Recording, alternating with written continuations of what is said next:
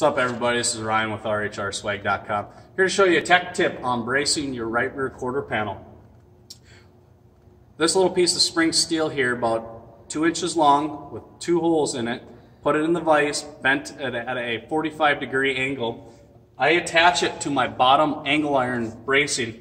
The reason I do that is from the right rear quarter panel not folding inboard from it slamming on the cushion. It actually helps it keep it pushed out at the proper angle. And what I also like to do is put a 1/4 inch grade 8 bolt with a nylock nut on there, and I don't tighten it all the way because it allows it to move freely, and when we tighten it all the way it adds a stress at a pinch point and the spring steel tends to snap there. And with these two kind of little gimmicks I've done to the quarter panel, allows it from not snapping and keeping your right rear quarter panel on during the race.